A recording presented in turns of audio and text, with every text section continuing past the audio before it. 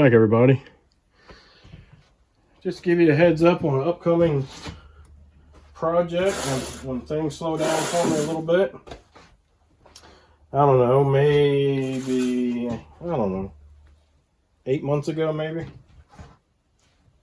Man brought me a chainsaw. Wouldn't run, couldn't get it to start.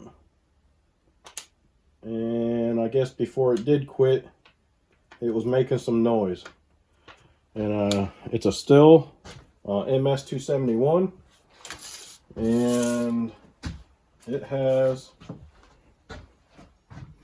a scorn piston. This is your intake side. And you can see, I can still feel the intake is in pretty good shape except for this side right here. And I can catch my nail on some of that stuff right through there. But all through here, the center of it, I'm not sure what happened here, why it got a little bit of stuff on just one side and not the whole thing. But the biggest part of it is this exhaust side. That's pretty bad. A lot of scuffing. But the weird thing is, I was able to get the rings out, and they're in a bag, and the rings wore sort of real thin on the exhaust side and about the factory thickness on the intake side. And you can see a little bit of a wash pattern here when it comes out the transfers right there and right there. A little dark on top of the piston, kind of a grayish color. That grayish color was probably the aluminum as it was scuffing off of here. So what I think I'm going to do is I'm going to turn this into a project saw for me. And I mean, all the parts are here. Definitely need a new piston and rings. And I definitely need the crank bearings. And I believe it's this one, yeah. So on this one here, I don't know if you can see it, but all the balls are just dangling around separately because the cage is gone. So we'll get new crank bearings for it, new connecting rod bearing for the piston, and a wrist pin bearing, I should say. And then on the cylinder, the intake side, if you look in here, it looks terrible. But it's not as bad as it looks. So this is your exhaust side. There's your intake side. And when I run my fingers through here, intake side is just as smooth as butter. Over on the transfers is just as smooth as can be. No roughness. No peaks and valleys.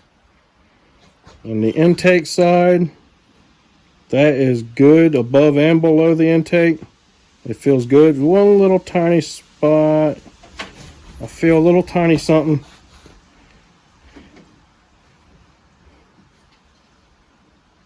Right over here on the side of it a little bit. Ever so slightly. And then the exhaust side, above the exhaust port, feels great.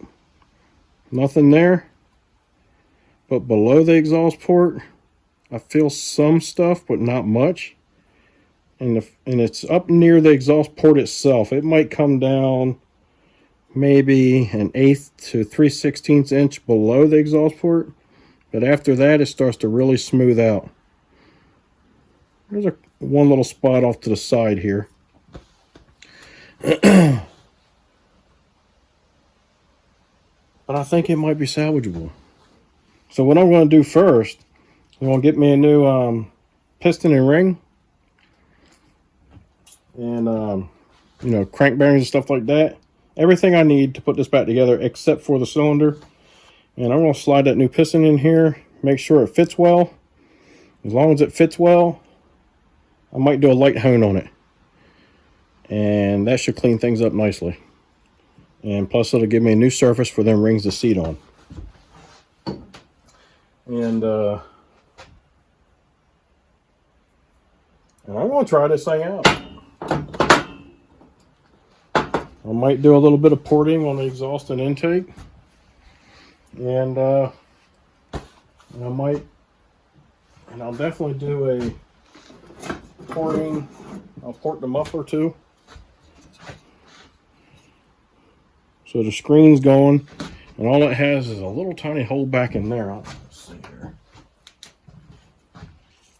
Just a little itty bitty hole back there. Can't even get your pinky in it. But yes, yet this thing is supposed to breathe out of it.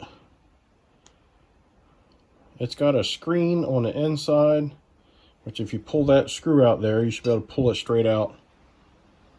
You can get that screen out of there. And I'll probably do my normal thing and grind around the flange here and separate it. And do what I can on the inside to get things to flow nicely. And I might even try putting a port or a pipe right here along with that one that's back there. We can call it a dual port. So we'll see. Just some ideas. Just some upcoming videos. I know that these two-strokes are more durable than people think at times. My McCulloch up here, where you at? Right up there, that had a scorn cylinder. The ring was stuck in the piston. I got the ring out and was able to save it. And got the cylinder all cleaned up. I did a light hone on that cylinder and put it all back together. And I fired that joker up, and it's a strong running saw. I love it. It's the strongest saw. The largest saw that I have CC wise, it's probably a little bit stronger than my 455. My 455 has been ported pretty good. And but yeah, we are going to try to recondition this saw and get it running. It's in pieces right now. As far as I know, I've got everything here. I'm the one that took it apart, so I put everything in this box. Everything seemed to work. I got the carb, the clutch, I got everything. So I might go online a couple different places and see if I can't find a piston kit and crank and seals for it. And we'll see if we can't get this thing put back together. So keep your eyes open for that. Hope to see you back on the channel. Give me a thumbs up, subscribe, send me some comments, let me know what you think. Be kind and help people when you can.